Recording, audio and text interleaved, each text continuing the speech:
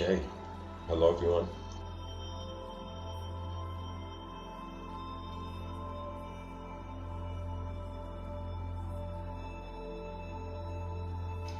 Today's episode is titled Are Our Memories Ours?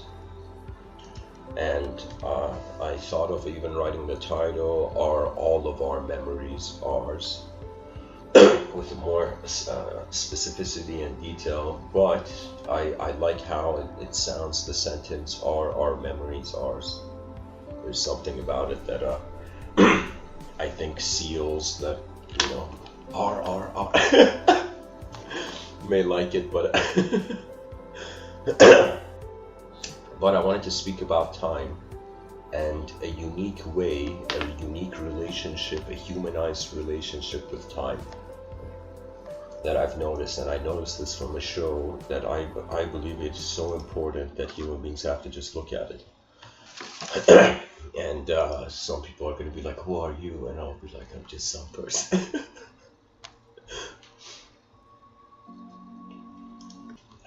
Man, where's the song? Okay.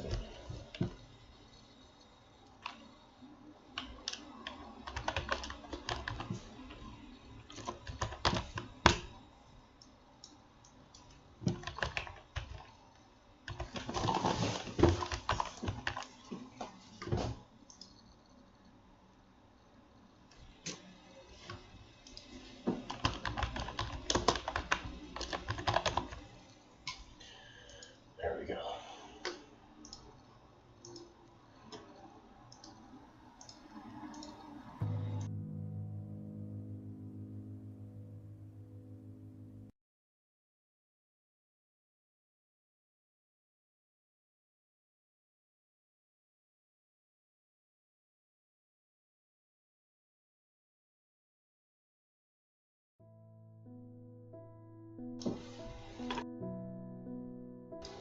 Okay, to dive into it. So we are human beings. First of all, we're objects. We're objects that move. And the way we explain that we move. Sorry guys, I'm a bit. This episode's gonna be a bit playful. Okay, so we're an object. After a very long time, we have become a subject to ourselves. Now that subject, after a very long time, through certain behaviors and patterns, became the human subject. And right now, as I'm speaking as a human being, and I'm speaking to my humanity, to all the other human beings that are that share the same existential design, but not per se the experiential design. That means we all look human. But are we all human behind our eyes? Or do we all care about the human idea behind our eyes? Or could other ideas distract us? So what I'm trying to say is an object became a subject, and the moment we became a subject to ourselves, I feel that is when time began. And actually when the first memory or the first reference point for conscious living in the outer realms emerged. Jacques Lacan calls it the mirror effect, that moment when the child looks in the mirror and notices it is individual. So we are not just an object, so the periodic table, like Pokemon, evolved into the human being. And so we have now caught it in the Pokeball of language. So, but it has evolved. So a general, a non-specific object became a non-specific subject, then became a specific subject, and now this specific subject, based on how it moves, specifies the object. And this is where I can get into time now. Time, of course, there's various views. Some people feel they don't have the time. And some people feel, such as Plato, time is the moving image of the eternity. That means time is the other side of the eternal. So it's as if we're temporary creatures right now, wondering about, we're temporary physical creatures wondering about eternal potentials or probabilities, non-physical probabilities. And we can see it the other way.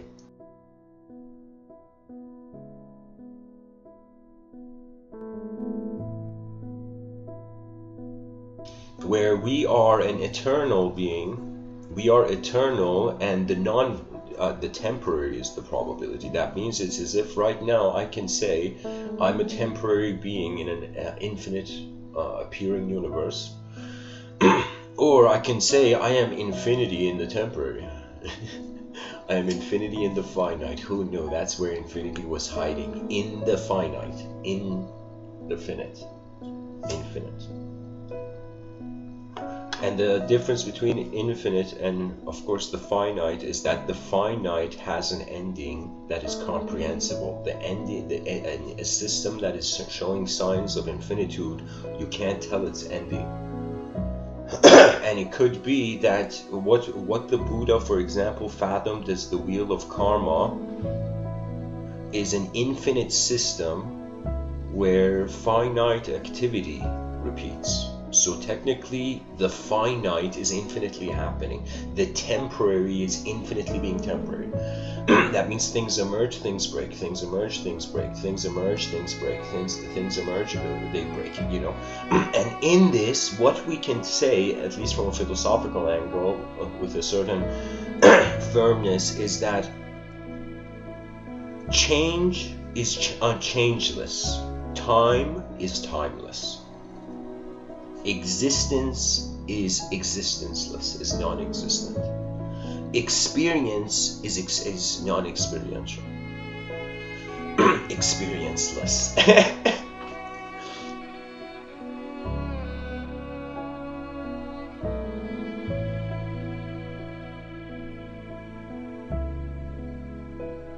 And of course, I should have probably mentioned this at the beginning. The title of this episode is not for the faint of heart. Usually mysticism is not for the faint of heart. That means anybody who doesn't want the world to change shouldn't probably look at or listen to these talks.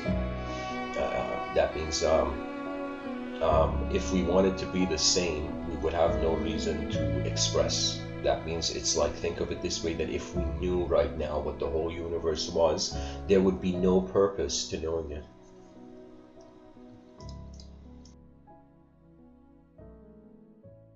And it could be that because we don't know what time is, or it could be a mirage in a desert even, because we don't know what time is, it is fascinating us to a point where our lives are being defined by it.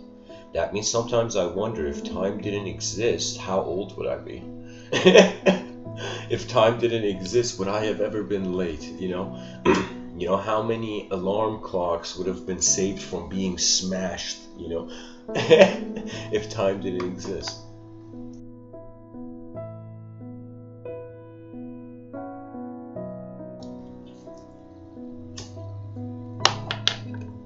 So now to the main event.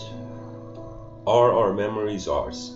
There is a scene, honestly, one of the most incredible moments in storytelling, and I would say modern storytelling, I've seen, and I will tell you, it's from this show called Shingeki no Kyojin, Attack on Titan.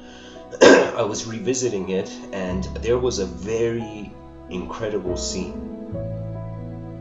Now, I can't in any way try to summarize or explain the whole show to you for those people who don't know what it is.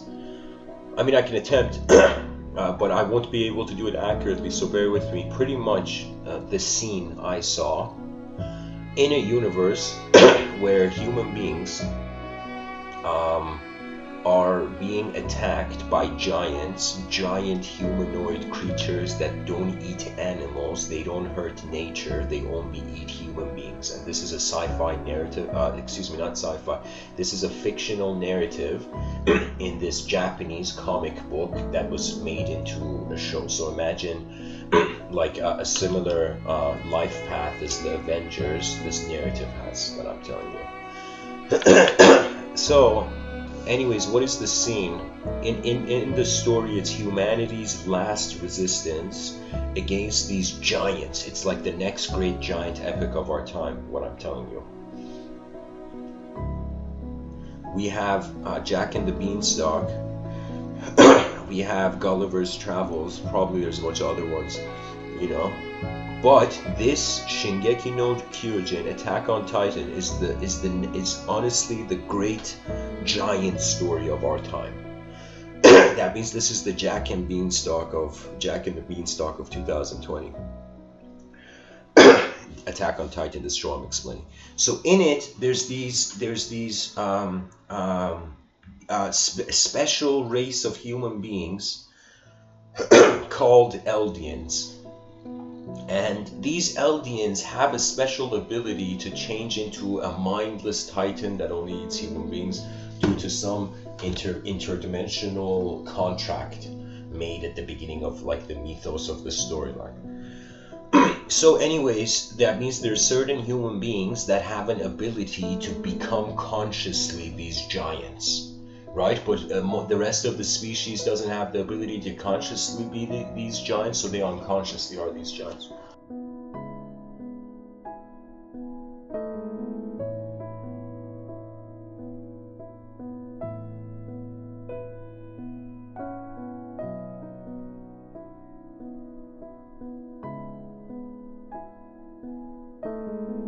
So there is a scene, and in the mythology of this show, let me see if I can find it. This is going to make it so much easier.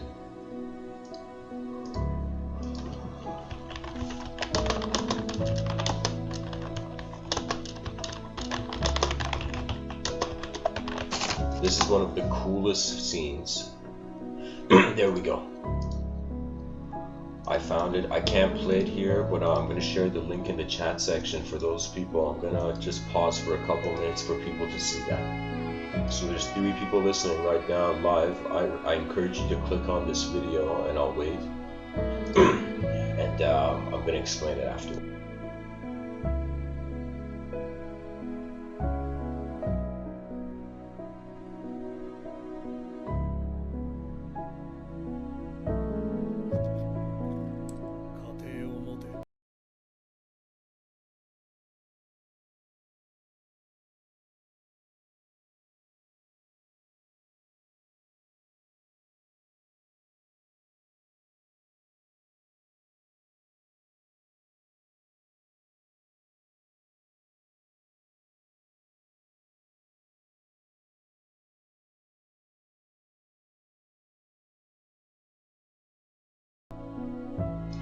Okay guys, I just saw the video. People are not going to understand the context of the video.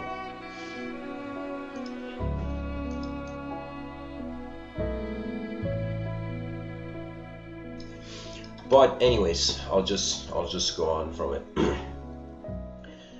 There's a character in this show.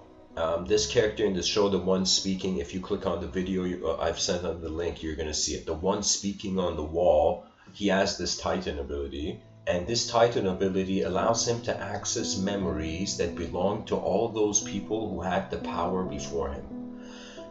So it's in some sense in power a strange ability that can be transferred on, and gives you access to a river of memories that the person in that scene that I've sent a YouTube video, he suddenly says the name of characters that don't exist yet in the storyline, and suddenly he's like, I don't know whose memories those are, even though the person had the memories, even though the character, I mean this is a fictional narrative, but just for us to study it as psychologists wondering about how our faces are lasted in time, it could be that time is a river, right? And it flows, and it could be that there's 3 states of it.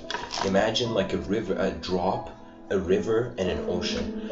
For those people who time becomes like an ocean, they are technically, it's like the Sufi way of saying they have died before they die, or as Saint Francis of Assisi would say, I don't know if it was Saint Augustine or Saint Francis of Assisi, he said,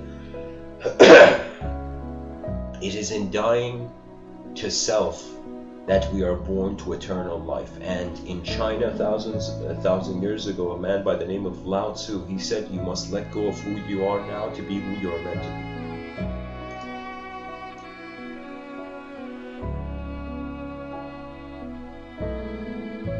And really, my interest in time in this episode is that how much of it is human, how much of it is not human. So if time was a drop, we treated time as a drop, it is human, okay, because the human being is temporary.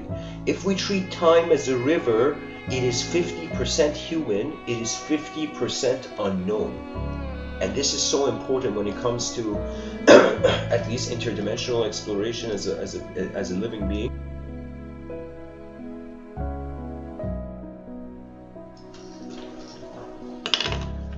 Your inner realms, they don't move only based on language. When you realize this, you will understand, you will experientially remember how else you moved it outside of language.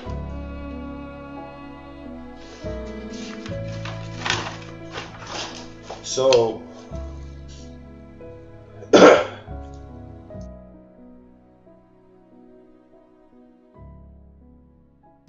let's entertain 3 rooms. We have the first room, currently our conscious waking state. We presume that time moves linearly. So let's say we have 3 points. A, we draw a line and we put 3 points. A, B, C. So A is our past, B is our present, and C is our future, for example. This is how we are having a relationship with it.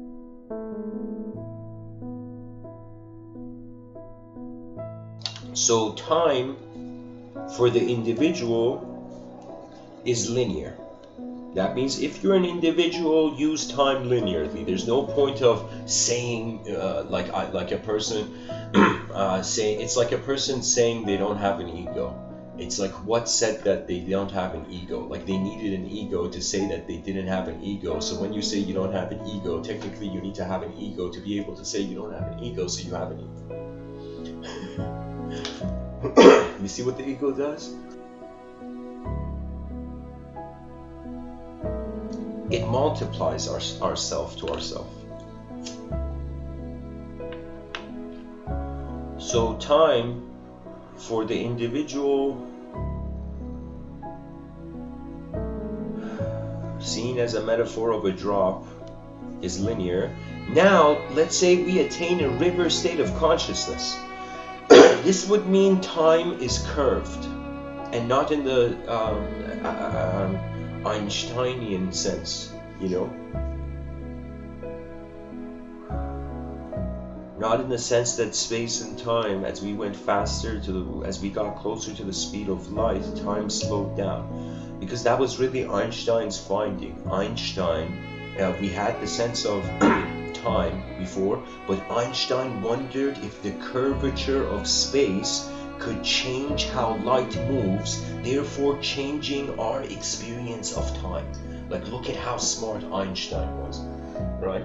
Look at how, I shouldn't even say smart, how zoomed in he was on a certain behavior of the universe.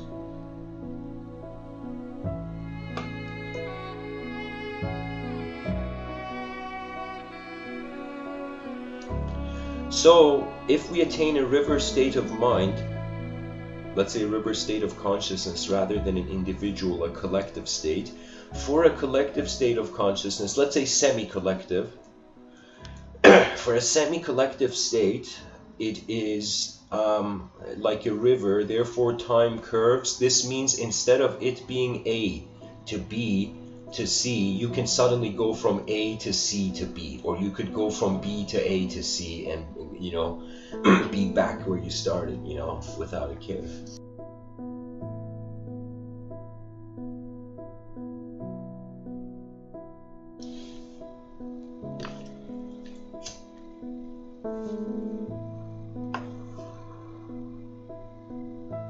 So, it could be that if we treat ourselves as an object, time is best used linearly. If we treat ourselves as a subject, it's best used semi-linearly, which means curved. It's better to curve time. You see this with shamanic psychology. The psychology of the shaman is that it doesn't have an assumption on time, so it just looks at space and then it knows time from it. right? That means there's some people, they're experiencing something, then comprehending existence. There's some people that they notice existence, then there's an experience of comprehension that follows.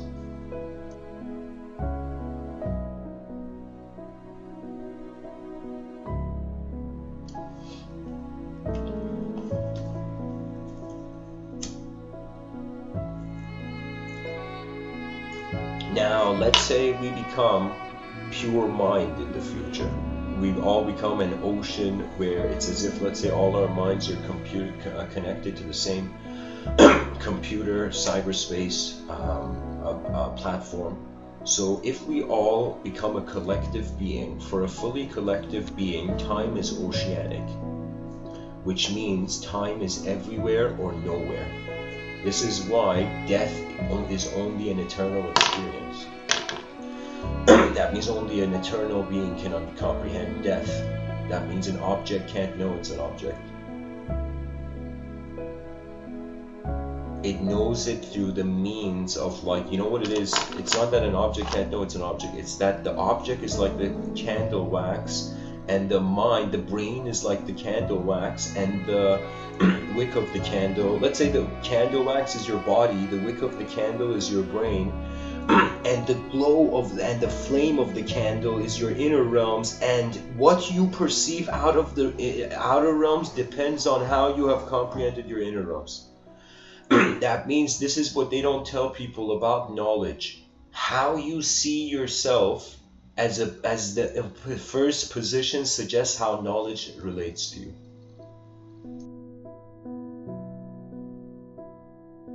That means if the person says to themselves, I'm afraid of living, you know, if they say that, it's as if the idea of the self they have given themselves first, that means it has been easier for them to fail than succeed. When you make your failure easier than your success, or you make your failure in the room before your success, of course failure comes.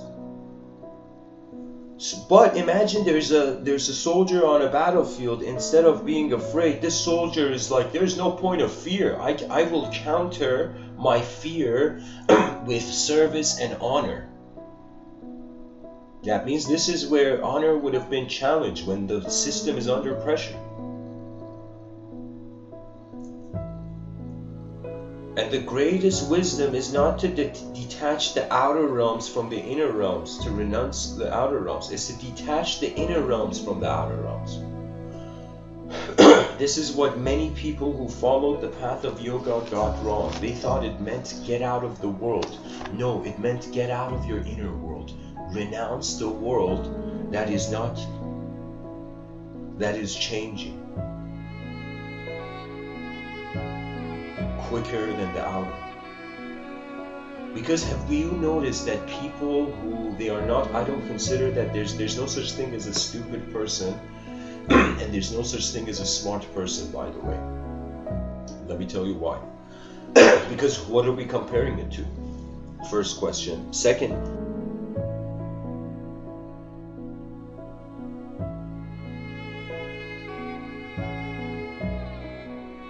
is that it's just human design and it's activation, conscious activation.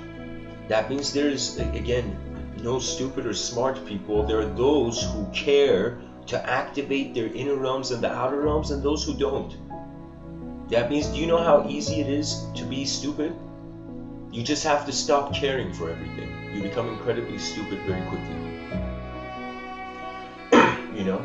Because you have stopped caring to figure out what the moment is. And there has to be, as long as you have a biological body, I'm recommending this. See humanity as a puzzle, not as a portrait that's good and bad. Because any moment they can judge. You know, when I was younger, I felt it was cool to wear like a cap.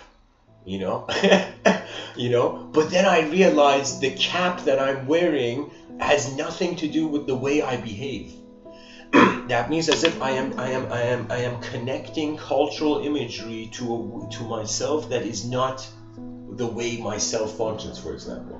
That means it's like being not a person who wears a cap you know, and just constantly wearing a cap. It becomes self-suffering. That means it's like a watch. You know, I wear watches on occasions, like when there's events or when there's weddings or whatever.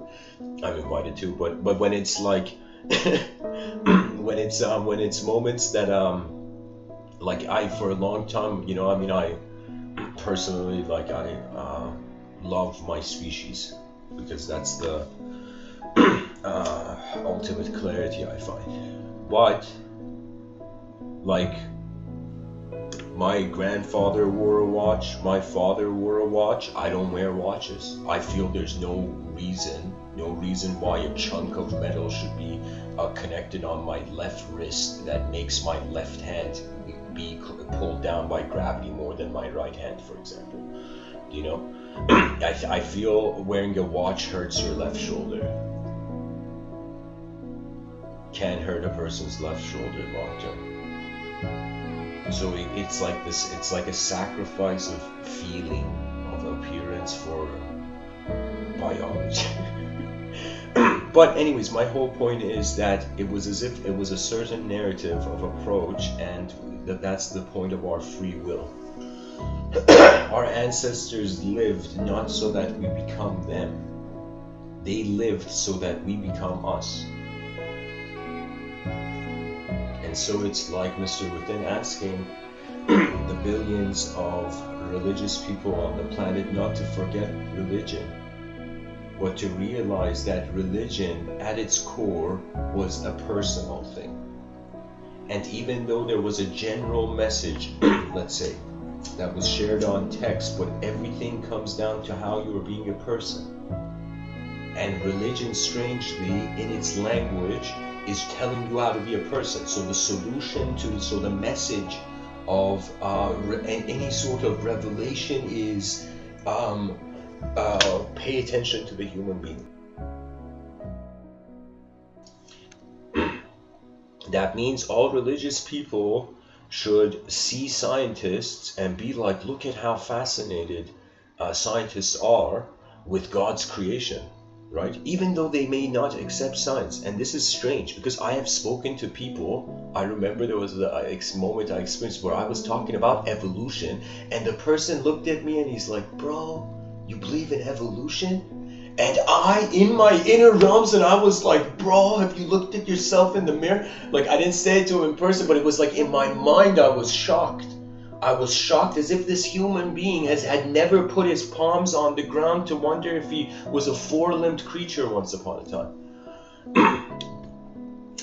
So you see, this disparity between worldviews has to stop, because enough of the Hunger Games, you know? We saw the movies were enough. You know?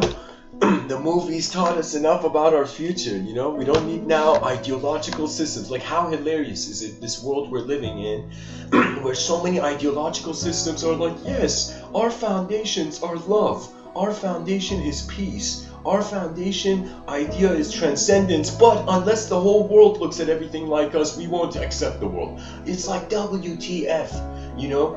Institutions being Shakespearean, performance has gone out of control. Now more than ever, we need the emergence of the natural and the multidimensional human being, and there is no other way to say it. That means you say it, then you watch the silence. That's it. In this life, I remember my father is a very, I consider him to be you know, some people look up to their father. I look up to my actual father as if he's a higher dimension. And I remember once I asked him, once I had a dream of death and it scared me. That means I saw in my dream, I saw like dismissal of my own dream body in the dream state. And I woke up and I was thinking of, how do I ask this question from my father? Like, what is your view on death? Like, it's a weird question to ask, right? So I went to my father and I said, I dreamt of death, and my view on death is, I told him my view. So I told him my view on how I feel, what's going to happen when I'm going to die. And then so it was like, okay for my father to share. And so I pretty much asked my father, I said personally, for me, it's an event that's happening and it's unknown. So I feel that death is going to be watching an unknown cinema. an unknown universal cinema, something like that. But my father said the most important thing, the best, I don't know what it was, you know, it was that the answer was so crystal clear. He said, I asked him if we were about to die, like what was the mentality? Because if my mentality was that it's on watching the unknown, if I was to die right now, I would just be like, okay, the unknown came quicker than expected, but there's nothing unexpected. Onwards. That's what my view, with honest view to death now would be, at least. But my father said, he said, I would do the best I can. I would do the best of my ability. The best of my ability.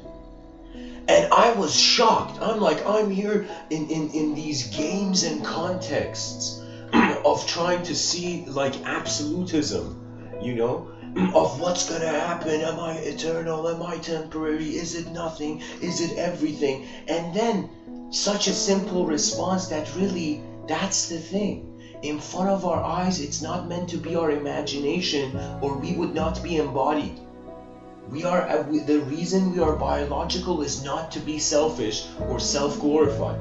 It is honestly to learn to live alongside a universal sector in all its dimensions.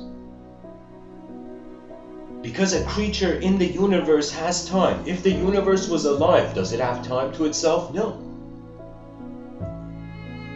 That means it's as if time was a living being, we're like, do you experience time? And time is like, buddy, you think I experience time? I am time.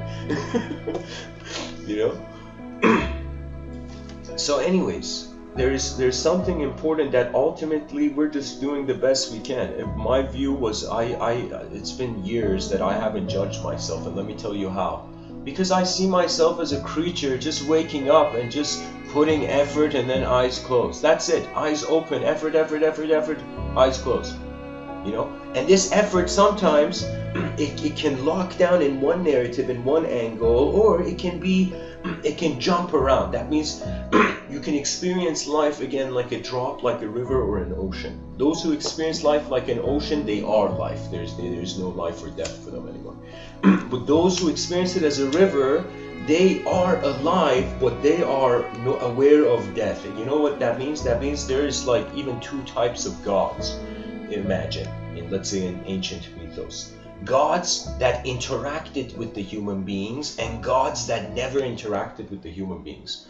Gods that were like in the river state, you know, that means we tend to see a drop, you know, drops collect, they become a stream, they become a river, and then that river goes to an ocean. But imagine if it's an ocean becoming rivers and these rivers becoming drops.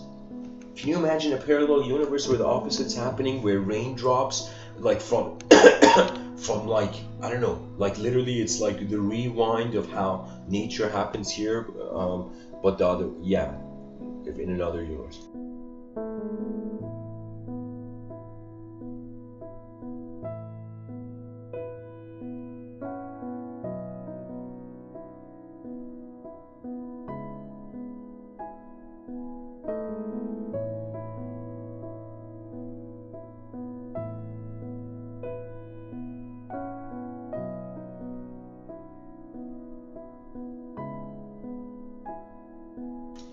Anyways, my point is, in that Attack on Titan fictional narrative, I understand it's a fictional narrative, but there's value in the geometry of the ideas behind it.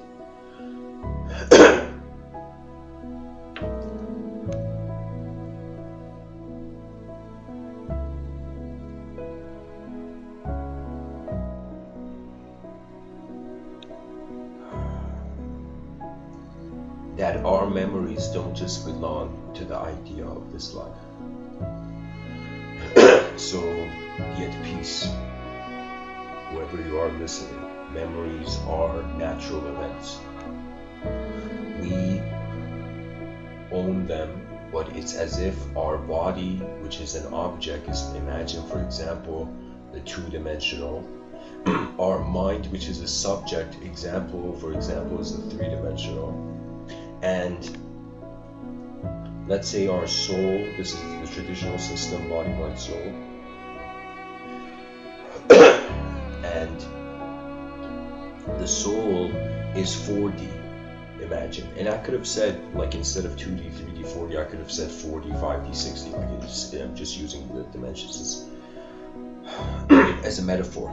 So if in the 2D we understand it's about an object's continuity, if we understand that in the 3D where it pertains to the mind, it's about a subject's continuity, and if we come to the 4D, so let's say, how would I say?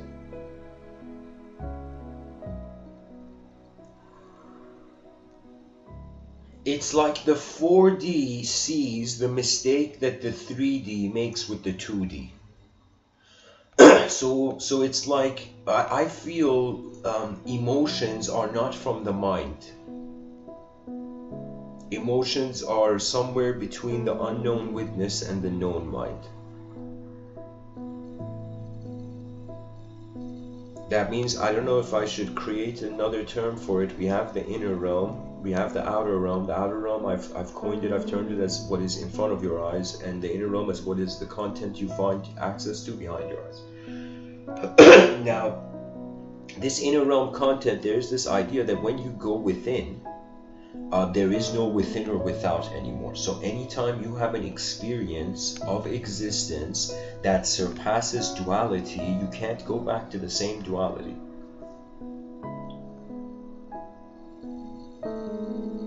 So a multidimensional glimpse is the edge of, is beyond duality.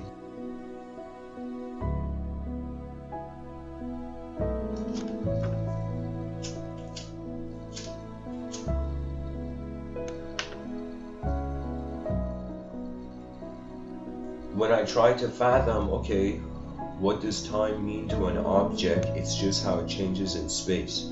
But what time means to a subject is how it accepts the object. So there is a non-physical event taking place where physical certainty arises from. So physical certainty comes from an non-physical, uncertain inner event.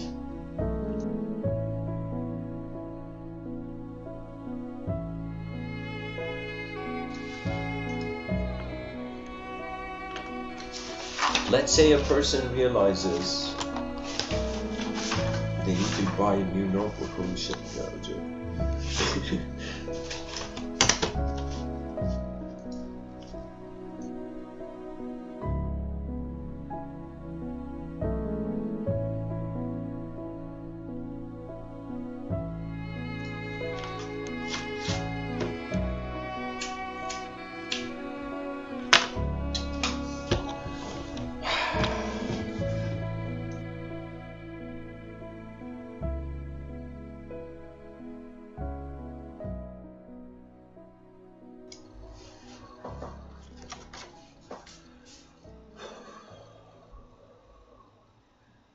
Examples.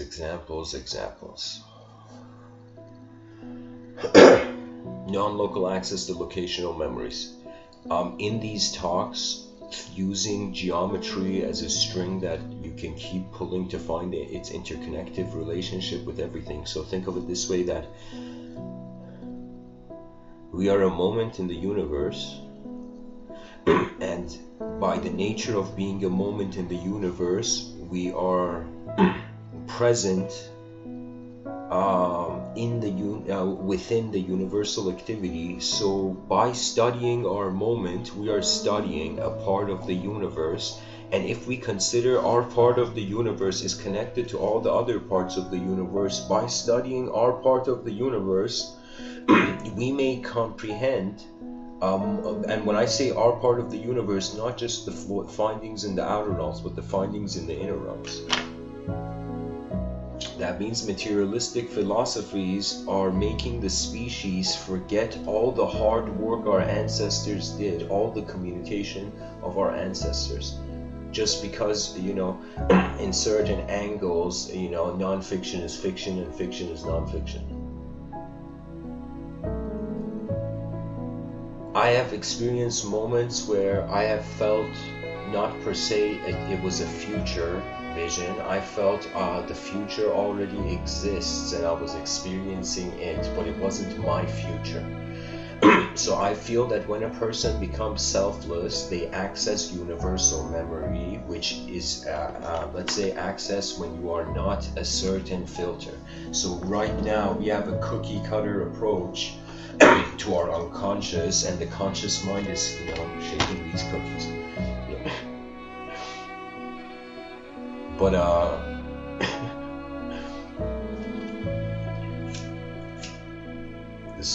the listeners are like, oh my god, Mr. Within is truly hungry for wisdom, you know.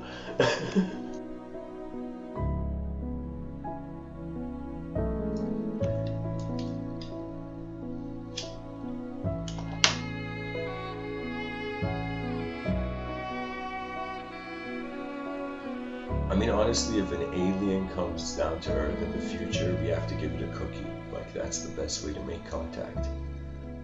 We're like, taste this and let us see if you have a mouth, and then if you have a mouth, you can probably generate sound and speak, you know? You know?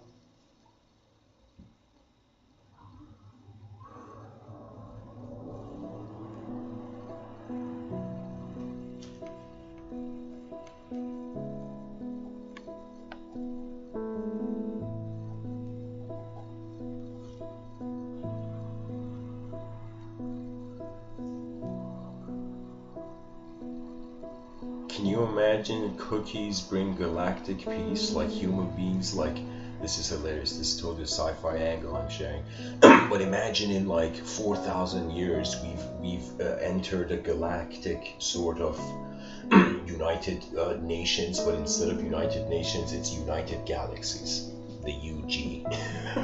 We went from being OGs in the UN to UGs in the universe, you know? You know, UGs and the UG, you know.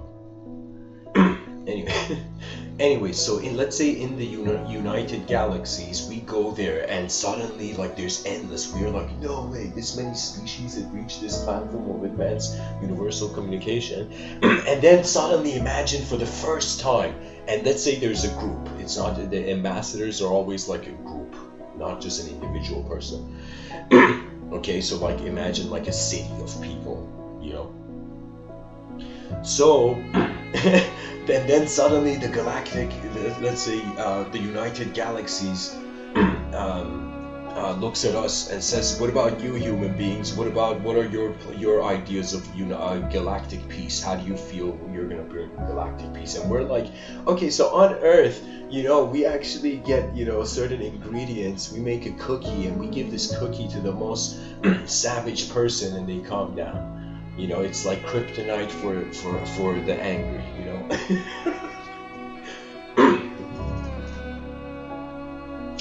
But it also depends. If you don't have milk, the kryptonite cannot work, you know, maybe. So it's as if to, you know, this is why maybe cows are holy. Maybe they have a universal role, you know.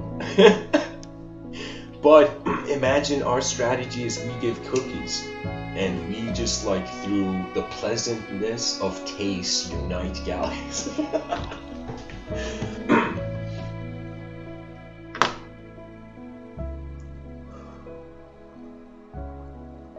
And the idea, of course, is the importance of shape, right? That would be the discussion. I'm thinking right now, like, what is the United Nations discussing? What is the shape of all of our nations on the Earth? So the United Galaxies would probably be discussing what is the shape of all of our galaxies in the, I don't know, bigger picture, whatever the word we'd have for that. So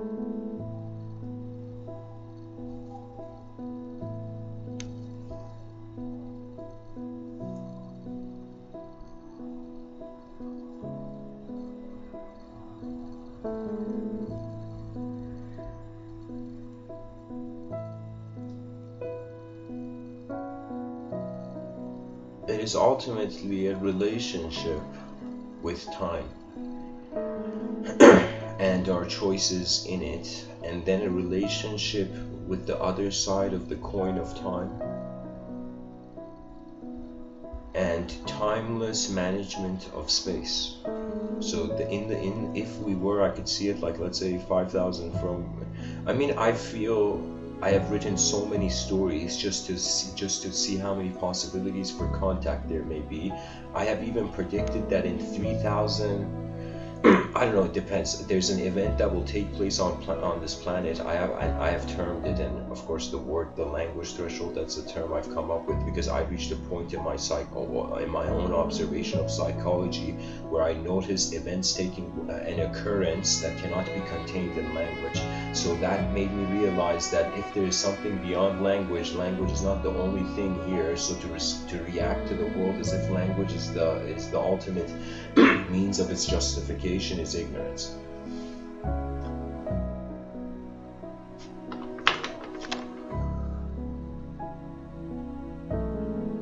And guys, just to finish off, one last idea about the galactic peace cookie strategy. Imagine like human beings come back to Earth and they're like, for the first time, bakers are gonna choose the fate of all galaxies. And all the bakers on the planet are like, no way, we've become important suddenly to culture and society. And all the bakers in the world are tearing up. They never thought they'd become this important. But now, it's as if how we serve the galaxy will suggest its relationship with us. That means, imagine, it's honestly like friendship. If we, like this is the test. I honestly feel there is endless interdimensional galactic audiences just watching us like, when are these guys, when are human beings just gonna be nice to each other so then they can interact? That means our desires haven't surpassed humanism, right? So this is where there's this strange, I don't know what it is. It's like, this is something where I was like, how can I help? I'm not a psychologist personally. My background is in film. But I will tell you that when I thought, how can I help the psychologists, somehow I thought about, okay, let's see violence, the most hardest thing that a psychologist is trying to figure out. Right, Morgan Freeman had this incredible series where I forget the name of it, but it was so awesome, where he was literally interviewing different people, like a serial a serial killer or some messed up person imprisoned, and he was asking them what made you do this messed up thing. Morgan Freeman was doing that. And it was epic, right? And I remember, I don't know if I saw this on YouTube or I saw it somewhere, but on TV, I think I saw it on TV. But anyways, what it was is that Morgan Freeman asks the guy, and he's like, why did you do it? And he's like, there was just a voice. It was as if there was no logic, there was no reason, there wasn't even emotion. It was like just it was as if there was a program, an unconscious program. And I thought about, even if, okay, so there's some violent psychology can be said, okay, there's unconscious programs influencing the person's behavior. But then I thought, what about the violence that is being violent to human beings but not to animals? Because if there's a violent person, let's say you're a violent person right now, okay, why don't you go and live like Tarzan? Why don't you, if you really love violence, if you really want to be violent and experience true violence, why not just go back into the forest instead of disturbing human civilization that took a very long time, 4.5 billion years in the making, Instead, why not, or 250,000 years in shaped making, in conscious making. So it's as if, why is the violent person being violent in a place where our advantage as a species is not to be violent? We have more a history of violence than civility. So it's, if the person doesn't care for civility, you automatically just fall back to the past violence. So without care, psychology descends into savageness, and then let's say, I don't know, voices or uncontrollable thoughts change the person's behavior, right? So the whole thing is whatever happens in this realm, we're like, okay, it's in human jurisdiction. We first plant our human flag on the earth, then we explore the interdimensional, right? This is what the yogis didn't do because they didn't have a reason to do it now. We have a reason now in this current time. The yogis treated the world like as if they opened their eyes and they're like, oh man, we came to the wrong room, you know, so get out of the room. They had this strategy. But for me, this room is no longer the wrong room. This room has grown. This room is showing potential, right? And any part, I would say, in a mystical sense, like it's just like a teacher that sees a student that is caring to see beyond anything anyone has seen. That is the true only student worthy of a teacher. As someone who's seeing is like it's no longer about a personal relationship. You have dared wonder about the impersonal.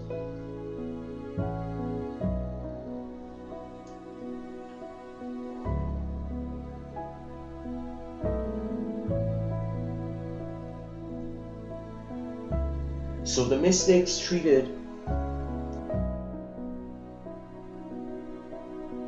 this world as the wrong room. Now, if our inner realms expect the outer realms to behave like it, it will always be the wrong room, by the way.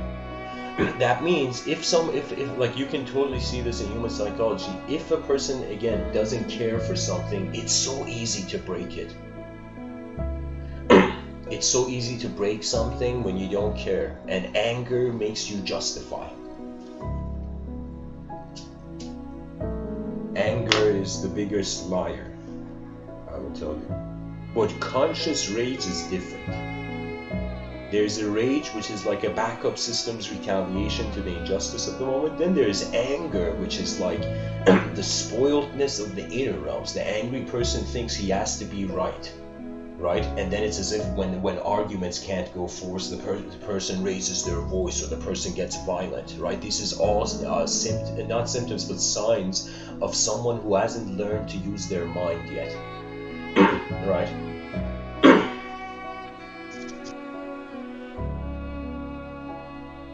And there can be people who learn how to use their minds, but they might not learn how to use their body. They may learn how to use their bodies, they may not learn how to use their minds. They may learn how to be an ultimate witness, but they may not learn how to use their body or mind. You know, that means it's as if like the Buddhist monks, you know, it's like, what did the Buddhist monks do when their car had a flat tire? You know, they just sat and prayed for the compassion of the universe, you know, and then eventually somebody came and changed the flat tire. It's true, it worked, but they could have changed the flat tire themselves as well. You know, there's a difference with just being nice and then caring for something. When you care for something, that means you don't care about it. It's like I'll tell you an example, right? It's like the same with your siblings, you know? When I have a twin brother, and when I see he's doing, for example, something wrong, I tell him. I don't care if he hears it, if it's nice to him or not, you know? So that means it's as if there's a dimension where behavior can always readjust, but what is happening in the moment, right, shows really who cares for you. Because it's so easy to let a world filled with human beings with boxes over their head to just keep going. And of course the logic is, yeah, like realistically, how many boxes can we get over people's heads? And so the general, imagine like generals around the world are thinking, how do we get boxes off people's heads? And they're realizing we can't. Because the moment you take a box off, and if the free will of someone else does it and your free will doesn't do it, you won't feel you are doing it. Right? So the only strategy to taking the boxes off is to make the ground of this earth a mirror. So every person who has a box on their head, at least when they look at their feet, they know that they see a reflection of a box on their head, right? So that would be the ultimate strategy, right? To make the surface of the earth into the greatest mirror. And imagine there was a giant monster, unconscious monster, coming to attack Earth. Okay, a giant monster, not even humanized, some giant force, physical, alien-looking, let's say a giant alien squid. In one of my novels, I talked about it. I was like, why is it that in deep underwater we have like squids? Why not in space? You know. So imagine this giant alien monster or whatever is coming, and the human beings are like, what is our strategy? What do we do? And we make our atmosphere this time a mirror. And so the alien monster comes in front of the mirror. Because it's not intelligent, it scares itself and it runs. It runs away, let's say. Its own presence scares it. Because many people don't realize this is something where when someone is angry, if you just put a mirror and show them their own face, they will get shocked. That's how they look like. You know?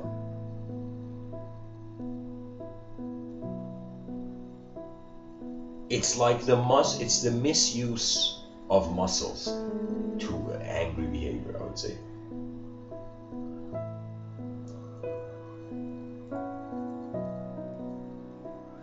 Because there has been two forces of declaration of phenomena.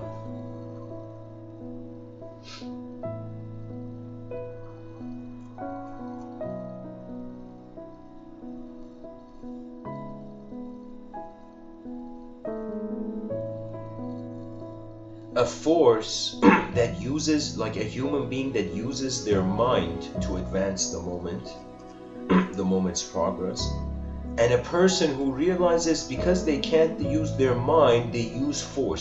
So there is logic and there is force. That means Galileo and Copernicus, you know, their logic led them to realizing the earth isn't the center of the universe. But the religious power, the religious inquisition, sort of inquisition of the time, the religious extreme force, right, it declared reality, right? So this is where the important thing is. It's like there's three forces. There is logic, there is just brute force, and then there is emotion, which is multidimensional, which means you are comparing the logical probability of the universe, but you're comparing different universes of logic to one another.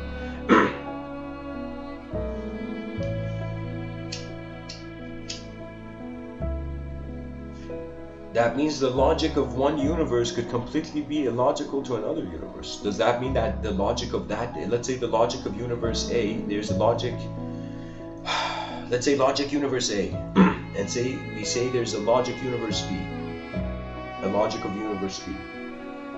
So if the logic of universe A considers the logic of parallel universe B to be illogical, and the logical and parallel universe B considers the logic of parallel universe A as illogical, which one is logical? Logic is as illusory as time.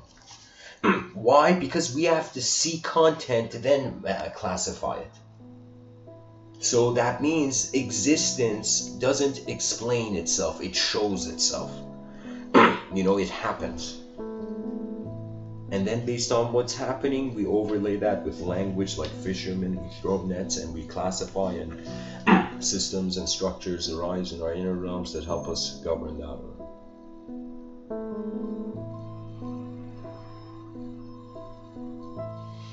I have experienced moments where I would say I have, like a bird in a forest, flown over my memories. I have flown in my inner realm so many times. I have flown as a geometric shape in my inner realms. That means to a point where I can close my eyes, envision a realm, a landscape, and by engaging that landscape, you keep the energy going so the world continues. Just like video game engines, you know, like certain video games, the way they create the video game is not that they make a giant world where the character is in. They make a world where every step the character takes, the world gets created. So imagine the video game creators are pretty much saying, let's just make a character that is in an invisible room, and every step the character takes suggests the world that appears for it. So technically the character is moving in nowhere, but its movement creates the where, the location, right? So in the inner realms, it's like that when you engage your mind, You are noticing the mind. You're literally riding the waves of the mind. You know, a surfer on the waves, you know, suddenly finding themselves on ocean waves, shouldn't be surprised they're on the waves. They got themselves there. If you find yourself in the human experience, you shouldn't be surprised you got yourself here. But what is that self? This is where it comes to dehumanization, humanization. And if it's dehumanized, then this would be a selfless strategy out of suffering. If it's humanized, we want to find we still want to preserve the idea of the self, but still find the ultimate state. And a way I've termed this is that advanced communication is that path. That means this is the only last backup system for the secular society. If secular society makes free will an illusion, it will dismiss communication. If communication is dismissed, it's not art is dead, art is extinct. And when art becomes extinct, we get trapped by the past. That means we behaviorally trap ourselves in limited patterns in the past rather than to care about the future. This can happen. The more dehumanized becomes, it's easy. That means, think of it this way. Think of an advanced alien civilization wanting to go and conquer. Maybe the word invade is not okay, let's say conquer a lesser civilization. This advanced civilization, let's say, is scoured. Let me say a better example. Let's say in the future somehow we become an advanced alien species to another planet, and we are in their atmosphere, and we're wondering how can we go and, let's say, conquer this lesser species. We would first be like, what dimensions are they functioning in? What dimensions are active? That means if right now our brain is a mansion and we only know like 3 or 4 rooms of it, right? It could be that all the other rooms in the mansions are actually filled. We haven't cared to go see what's in them. We haven't cared to see where the edge of our eyes are. And it's not just a physical game or non-physical where it's like a button. The person suffers. It's like, okay, just getting rid of the body is the solution, or getting rid of the mind is the solution, or getting rid of anything is the solution. In this life, everything changes. That means people should kind of treat it as if like you're on a roller coaster. You will never know the meaning of your life until you see it to the end on. That means it's like it's an honor to meet your own completion. And the aftermath of one's self-completion gives them access to their collective self, and their collective self is like a branch of a tree where multiple leaves are connected. So if my real name is Amin, Mr.Within is this online alias I use. But if I think about what does Amin know, there's a certain context, okay? If I think about before I was, let's say, Amin, and before who I am now, even as Mr.Within alias, when I wonder about who I was, anytime my attention, literally like tuning a guitar or an instrument, moves beyond humanized objective dash subjective selfhood, that means object first then subject,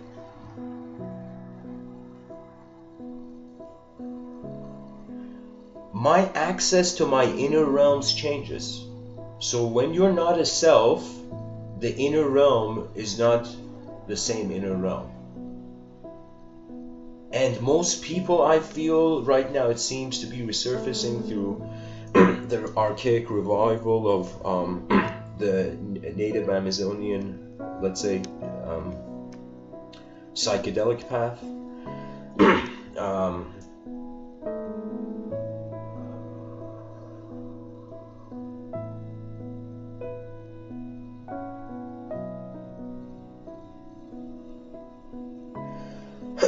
I'm just saying that anything that makes your state of mind go, your attention to your presence go beyond human, the memories will not be human. And in the process of trying to preserve one's humanity, it's in that space where the illusion of interdimensional contact appears.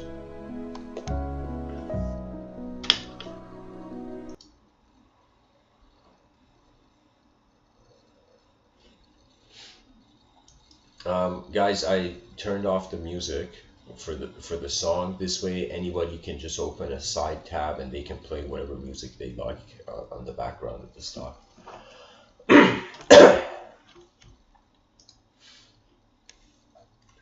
Just for a little bit, I'll just keep it, and then maybe in a little bit I'll turn back the music on. So, anyways, to continue to a point where there is no continuity, to continue beyond the space-time continuum.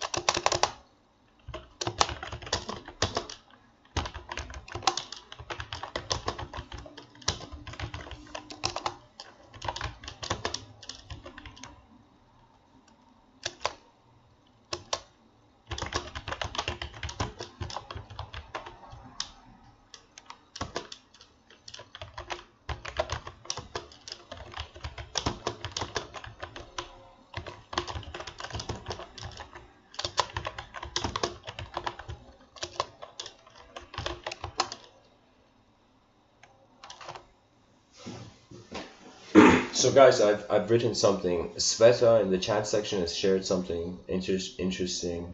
She says, I keep chasing this portal, keep missing. Horror must have some way to know ahead. I've responded to that, and I've said there's nothing to chase except your totality, and you will already be free.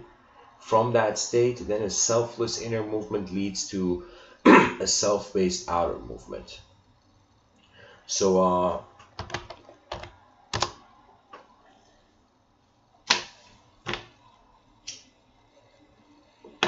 and guys, this is a playful episode, so feel free to share whatever you like in the chat section.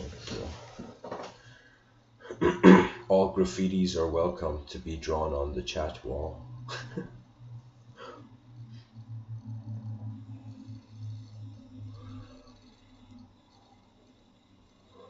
I don't know. It's like I'm fascinated that I'm alive, but when I come to see what is alive, it has unknown edges. When I go to the unknown, it means a shift from how I know things. If there's a change from how I know things, that means the world has to change before we could see another dimension of the world. So it could be that the concept of multidimensionality, or the idea that we have ever seen dimensions, it could be also that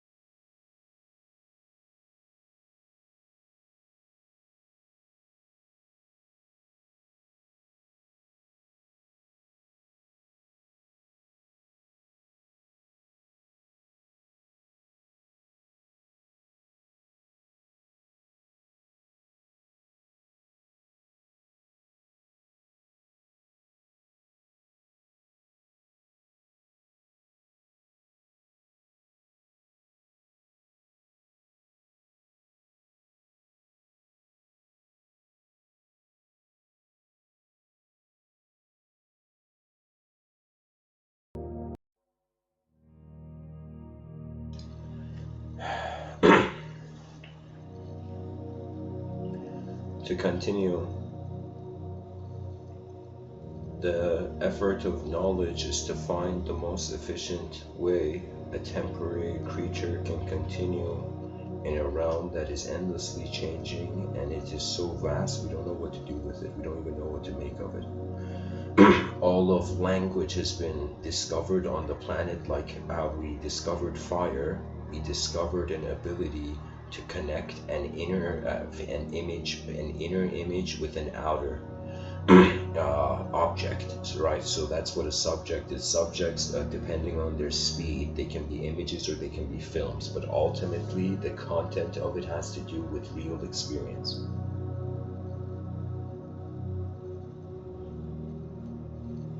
That means in front of your eyes you're existing, behind your eyes you're not existing, you are experiencing.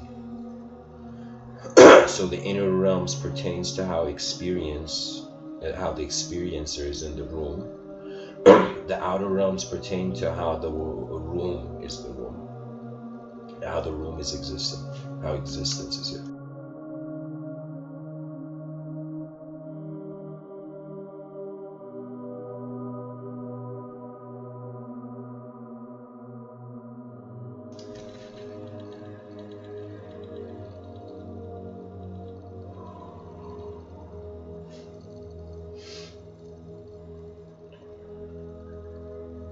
We must prepare for humanized states and dehumanized states, and if there were advanced civilizations that wanted to control, let's say, lesser civilized dimensions, it would have to do with their ability to manipulate, right? And so the only strategy towards to bypass multidimensional manipulation, whether you see it by whatever arbitrary force or image, the strategy to that is to honor the human presence. I will tell you, it's strange that sometimes I feel health and illness has to do with how much the person plays their human role in history and how much they deviate from it, right? And it's as if potentials are like seeds planted before we were born.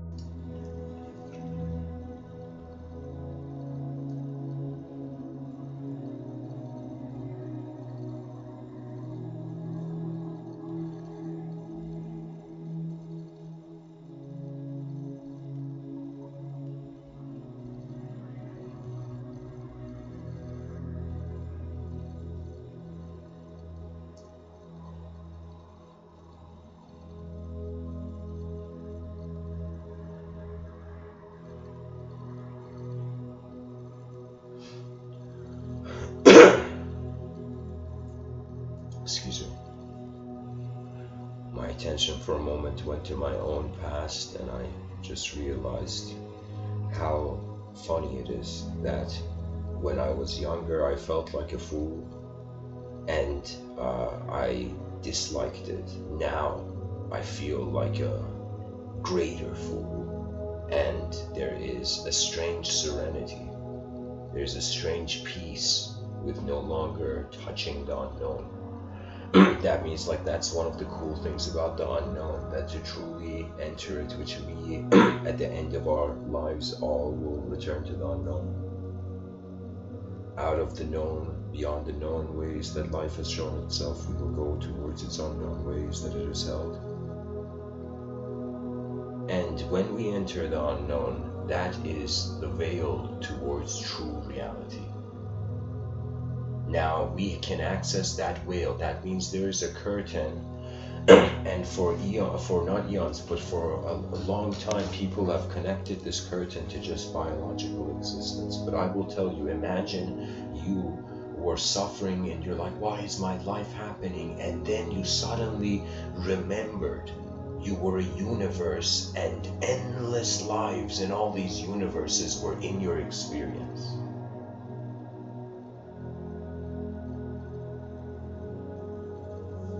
Who said universal beings don't incarnate?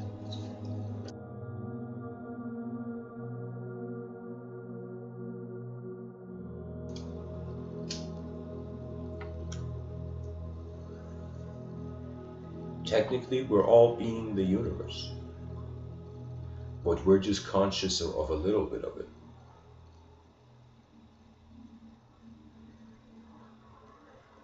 And so the effort is really, what should we do with the glow of our candles, with the candle flames that we have?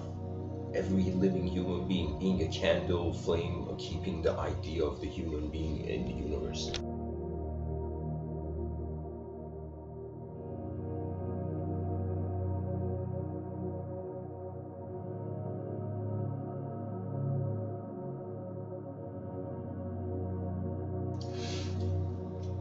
Something else I want to point to the listener's attention to is back into that Japanese narrative of Shingeki no Kyojin.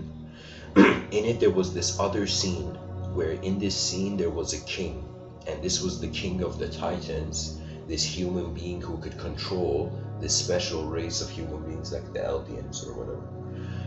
And so what this king does is he takes away the memories. Just check out this story. I'm pretty sure nobody's ever heard something like this. This king takes away the memories of all the people in his kingdom, so they forget what's beyond these walls the king has created for them.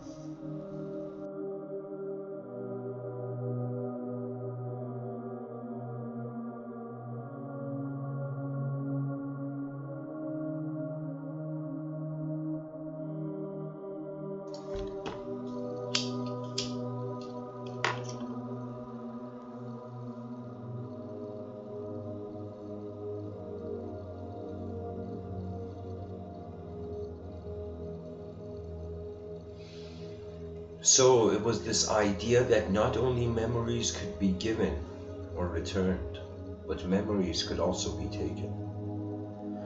And this king had taken the memories of his kingdom for their sake from his end. He was like, peaceful people may be, like, if people want happiness, peace, the less you know, the better you are. The more you know, the more reasons there is for that peace to change.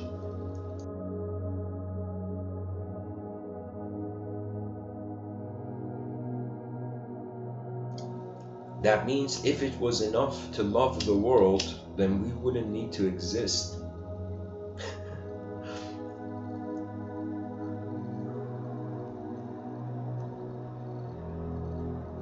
And it's hilarious. You know what it is? Imagine if the concept of good is compared to transcendence, and the concept of bad is so let's say the bad person wants to still break the good person doesn't want to punish the bad, because then that's being the same as the bad.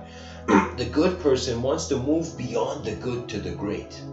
So the good person wants to become great, but the bad person still sees good and bad, so he's still finding the good to be bad. Because being bad, at least it's better than being nothing. At least you have some identity, right?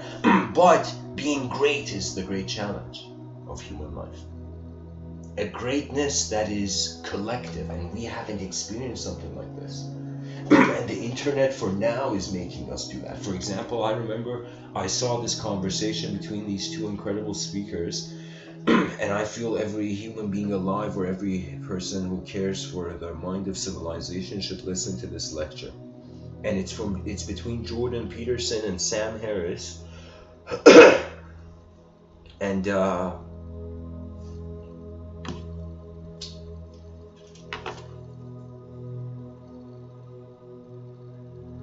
their debate on what does it mean for God to be in man's mind, in the room of the world, the idea of God.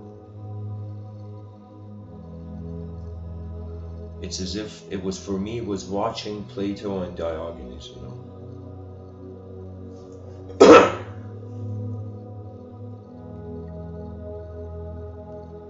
Jordan Peterson more like Plato. Sam Harris more like Diogenes. Yeah.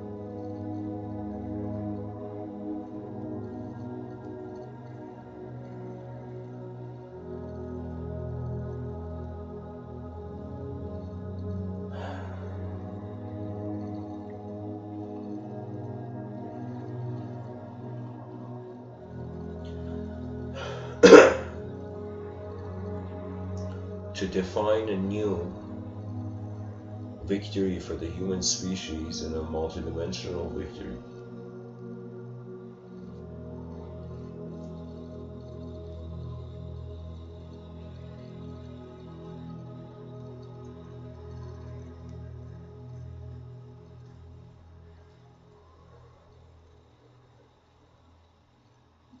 We just have to create a multi-dimension, a collective narrative that is multidimensionally tolerant.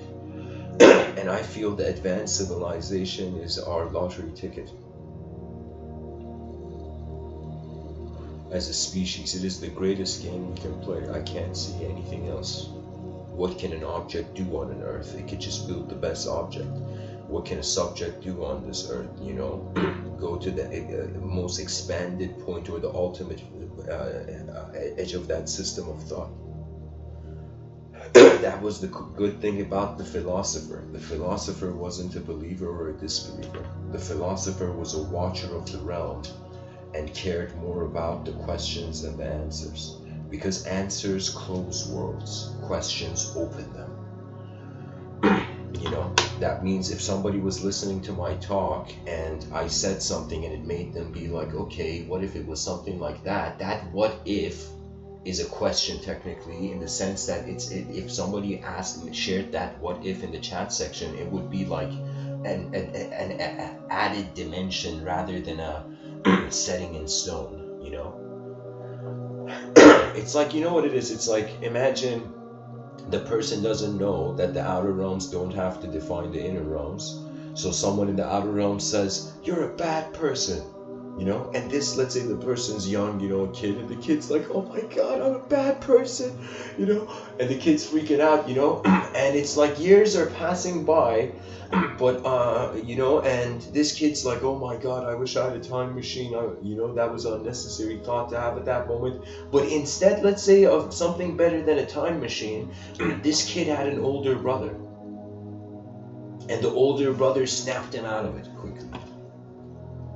It's like one day you're bad, next day you're good. Let's say next day you're bad, next day you're good. Good, bad, good, bad, good, bad. It's like as long as we have continuity in the space-time continuum, a person can endlessly be judged whether they were good or bad. It just depends on what the totality, the sum total of their actions led to in a sort of cultural classification. You know, that means it's like, I would say the purpose of life is not to be a good human being, and the purpose of life is not that it's all just a bad place. The purpose of life is to use what is given. That is it. What else can? We are being, and we localize, and our sense of location. Like, check this out. Like, let's say a person sees the goes to Egypt and sees the pyramid. That's on my bucket list. He goes to Egypt.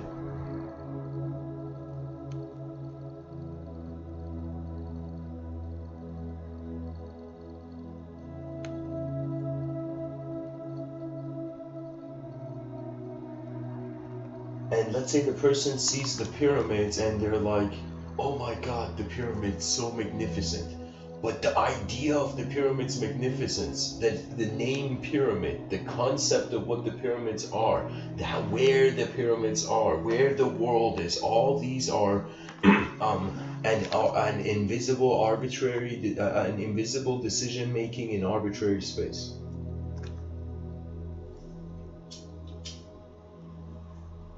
Humanity has been seeking portals, stargates, and in traditional myth, hidden doors to the realm. But we did not realize there are two stargates on our face. Literally gates that allow sunlight, light from a star, to become a subjective world where a self lived with dreams of awakening, and then finally awakening to the great dream. And if you cannot see beyond yourself, you miss the point of human life. Because if you were meant to just know yourself only, there would be no reason for embodiment. The point of our bodies is to be with alongside the world. And it's cool, right? Imagine we didn't have bodies, but we had minds. We were all like invisible mind spaces, okay? Just watching the earth. And we were literally like, the atmosphere, imagine, was conscious, okay? And the atmosphere is like, okay, it's so boring, I'm just staring at this rock. Okay, wait a minute. Wait a minute, what is that creature doing? Does that creature have fingers? Oh my god, that primate has fingers. Okay, and there's a bunch of those primates. And how cool would it be?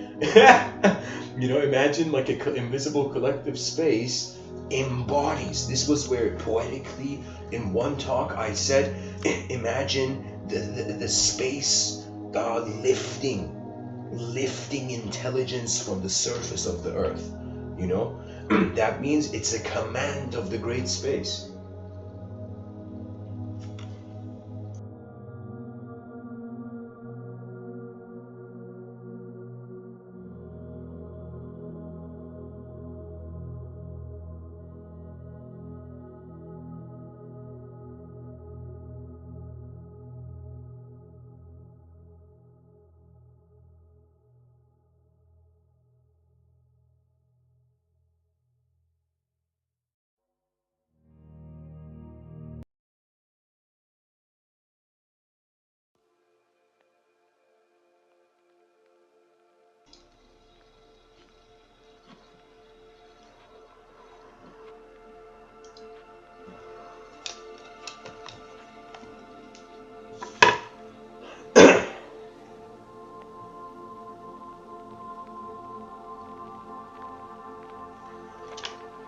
Guys, let me tell you what I'm doing in these talks. Maybe it could be helpful if I share a view before I continue. I use a technique that I have used so many moments in my life, and I don't know how I knew it, how I figured it out, but after some point I noticed this technique and I started using it. And what it is imagine we have points A, B, C, and D, okay, and E, okay, and let's say E, okay, and up to the letter Z, okay. These are, let's say, phases, and they're developmental phases, or I should have used numbers. Let's say we have phase 1, phase 2, phase 3, endless phases to the end of numerology, okay.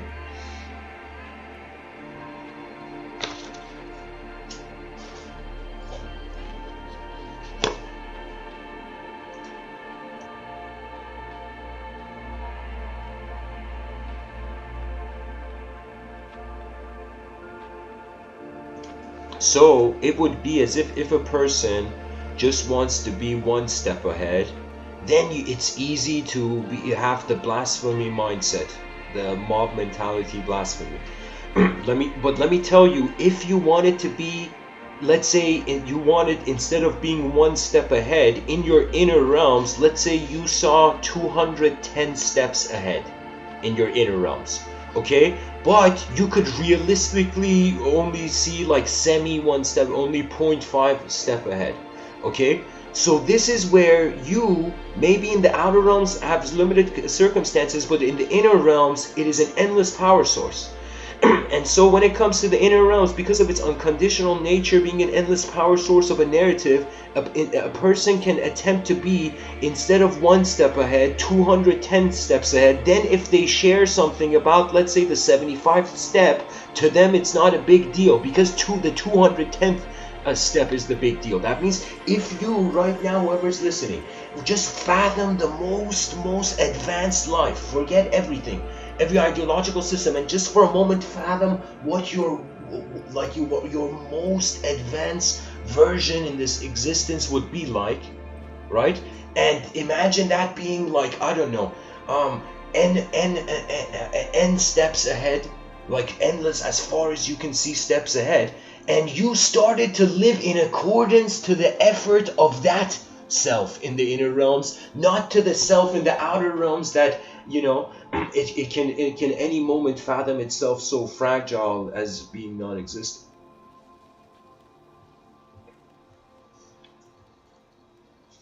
Because it's like some sages, they said it, it's not like about like death, it's about how we lived while we were alive. So I am telling you, in anything you do in this life, it doesn't matter. Let's say you're flipping burgers, okay?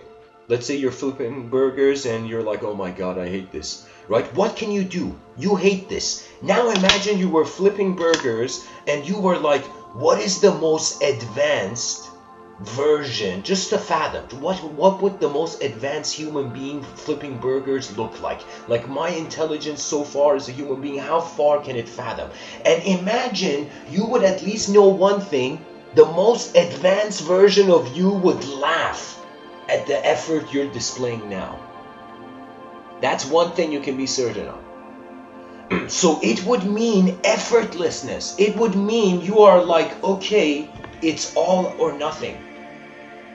And when it comes to that intensity of concentration on the possibility of something's update, I will tell you, you will suddenly even see in your inner realm senses of self that are scolding you in the way you are now.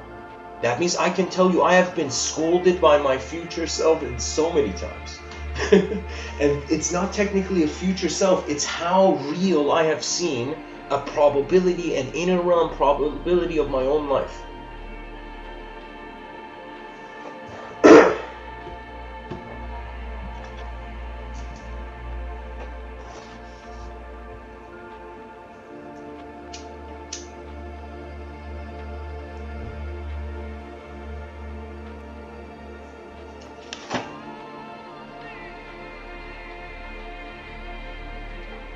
So if you fathomed an advanced civilization, you use the same technique on an advanced civilization, and you fathomed, you were like, wait a minute, the people I'm seeing, what is this? And in your inner realms, you saw every human being becoming super conscious to a point of having multidimensional discretion. For the first time on Earth, there has been no war. Why? Because we communicated our way out of it.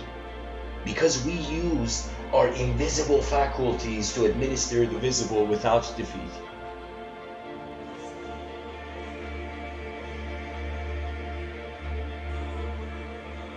And you will, believe it or not, I've had moments where I have seen parallel versions. Like I've made a decision in this life, and then I've seen that if I had not made this decision, I would have been in an accurate way in my inner realms to a point where it's given me an emotional response of who I am now. That means it's like seeing your life in another parallel universe and being like, oh my god, that could have been me. You know? So there has been, like, the inner realms are very complex, and our species has to be like, okay, it's there. Now we have to, like, I have to, now we have to be like, okay guys, can we accept that in the dictionary the word mind exists, so let's wonder about it, okay? Let's not just say the mind is body, okay? You know, I would say body 100% known. Medical sciences show us the accuracy of this. When it comes to the mind, semi-known, semi-unknown, there's a curvature to the mind. Your mind has an ability to see a straight line in a curved way, in other words. And guys, when I have a discretion with language. So when I use, for example, poetry, poetry for me is I care, like there's something beyond language, right? So poetry is not the edge of things, it's the edge of the communicatable universe. That's it.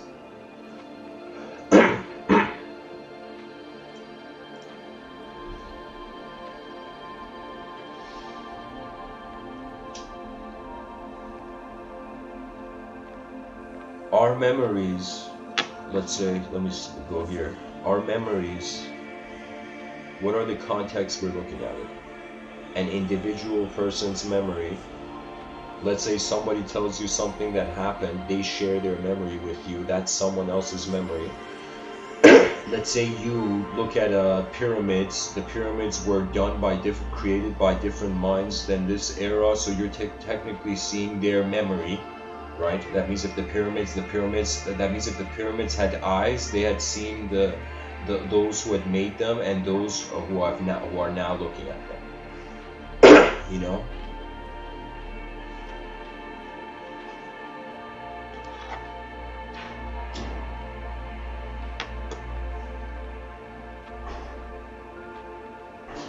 That's a ridiculous statement, no? What if the pyramids had eyes? What if the pyramids were actually harboring intelligence somehow?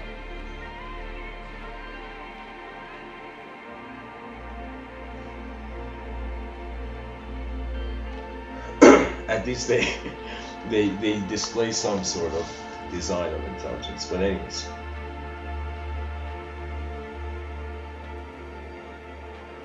We look at it through the individual, through personal dimensions, we can justify the value of our life.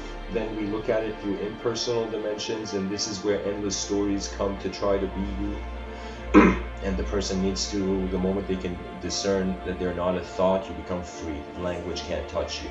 So linguistic karma, at least that, you know, tunes down. That noise kind of cancels in the moment at least.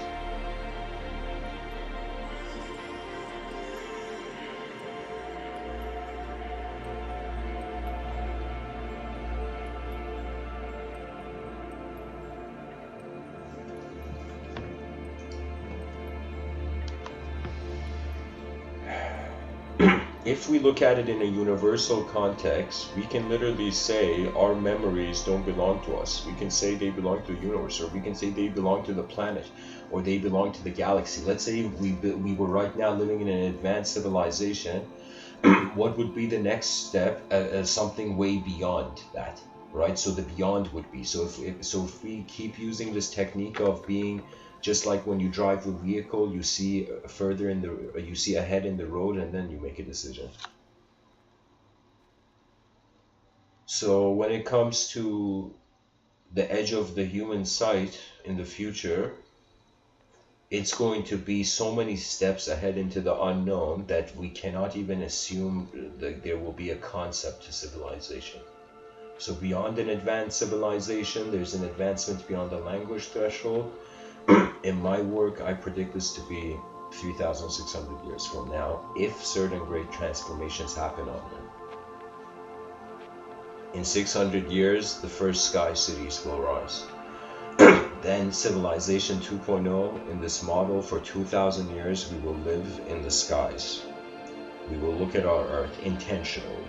And the reason is, there will be certain human beings, and they will start the greatest botanical global project that has ever taken place on the Earth, where we are trying to live in these clouds for 2,000 years and make Earth back to normal. So we have a restored Earth as plan B. Now what I feel is going to happen is we may, after 2,000 years of living in the sky, have more interest in becoming interstellar than becoming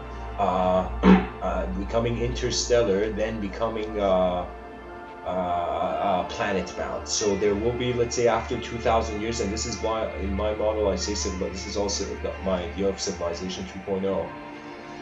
And what will happen in this model is that after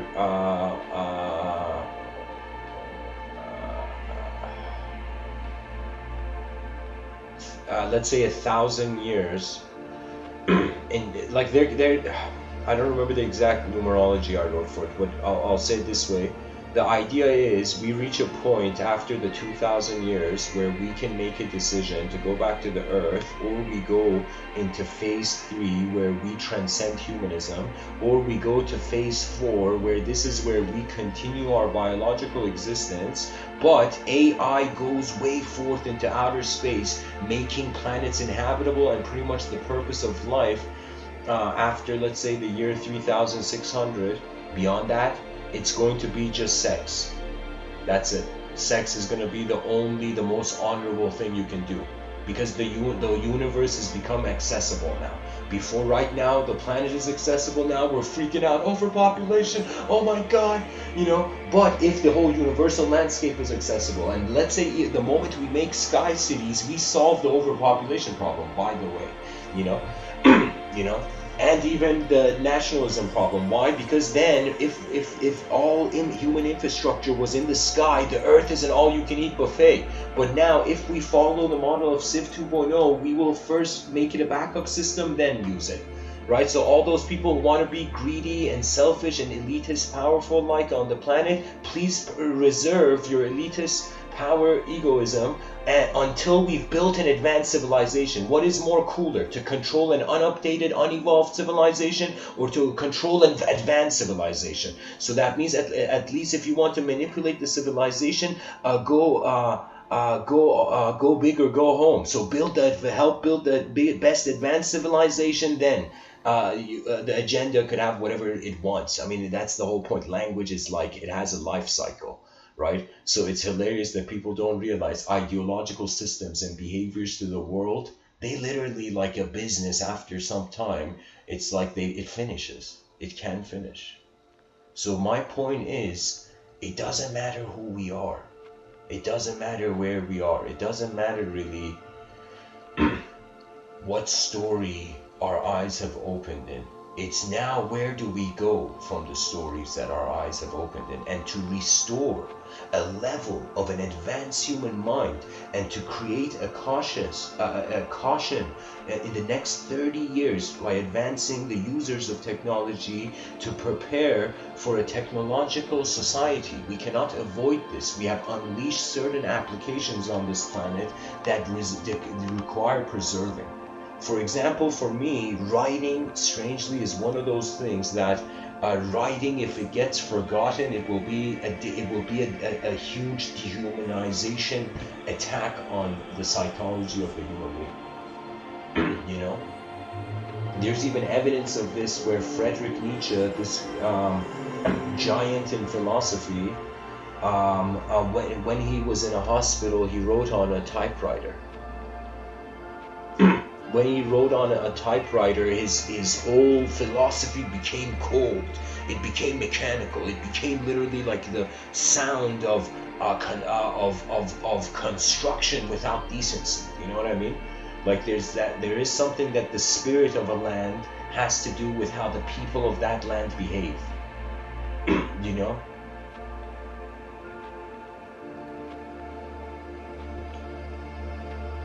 That means when somebody throws trash on the ground, you have dishonored the spirit of your universal sector. But if you at least don't slam the trash on the ground and you like gently put it down, that is better.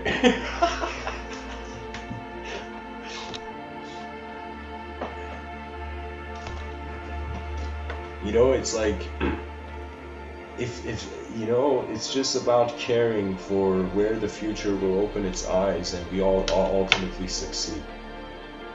This is why love is a victorious algorithm. But love can be blind if we treat the inner realms and the outer realms as the same. That means it's as if like the yogi found inner peace, but its civilization burnt, and it didn't care because it had found inner peace. It's like, good job, yogi. You know, good job, enlightened people of the planet. You know, staying quiet in your caves. You know, good job. You know, when there's a civilization, once in a lifetime event, like nobody knows what will happen. You know, and people are hiding for who, waiting for who, when life is temporary. That means it's as if some people, sometimes I feel it's good to get offended from advice. That's sometimes like what the person giving advice wants to see. Wants to see the other person's inner realms activate. That means they become a pilot of their moment, not that they become still ideologically bound behaviorally. So many people are ideologically bound behaviorally that the only approach is be nice until they wake up. That means that is the strategy, because ideology can dominate. When I look at my own past, my beliefs dominated my life. I decided not to see anything beyond them. And it was only noticing that I have no clue who's looking out through my eyes, that I somehow managed to step out of all these linguistic structures. You know what it is? That means the belief is at first an emotion, but then when you look at the emotion, you're like, oh my God, I'm inside a building. I'm inside a geometry of thought.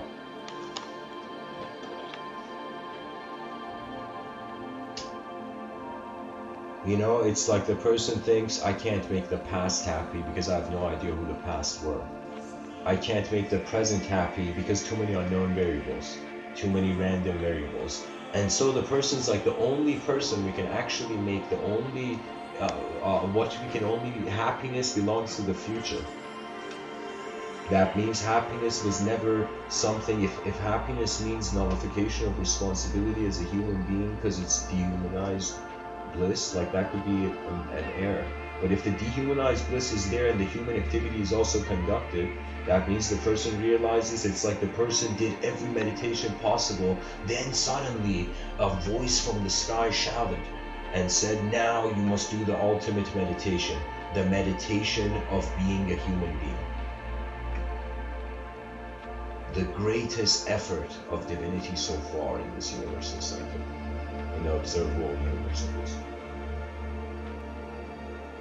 And so our relationship with memory is our relationship with attention localizing subjectively an object.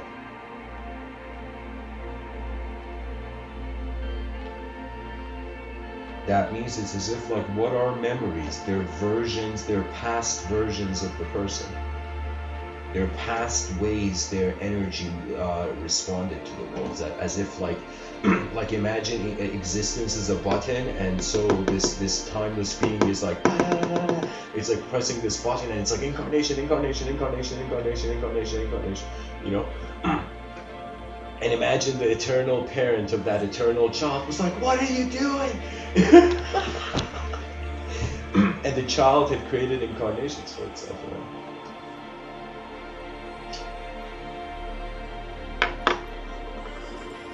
So the idea ultimately is use whatever intelligence you have to get accurate feedback from the realm, classify it between what is real to you and what is real to the universe if your eyes were as big as it. If your eyes were as big as the universe, you would see how small emotional justification of truth is.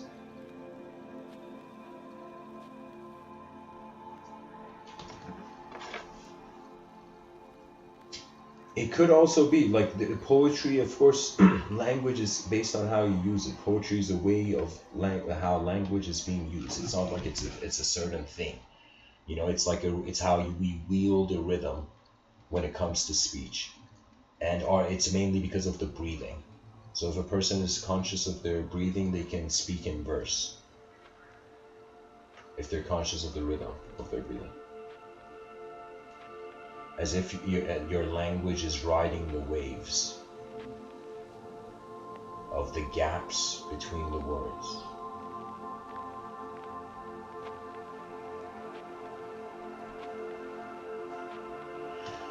Our memories are, from one level, yes, they're ours. You know, right now, all that I'm speaking about, I consider, yeah, these are my memories. Whose would they be? But if I wonder about a state of mind where it surpasses being a who, in quotations, a who, that means if I choose not to be an owl,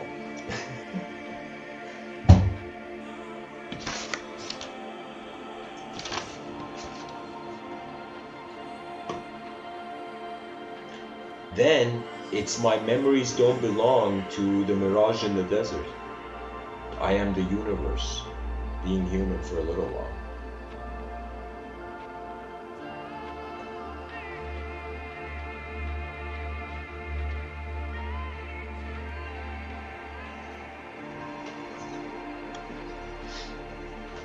Anyways, guys, thanks for listening. Study how your mind has been sculpted by the realm so far, and all the eventually when a person, let's say, goes the path of self-inquiry, I feel what happens when you find yourself in selflessness is that you actually don't see yourself, but you see the world. That means the non-duality of yogic union is not you don't exist, and it's not that the world doesn't exist and you don't exist, it's that your real self is the real world.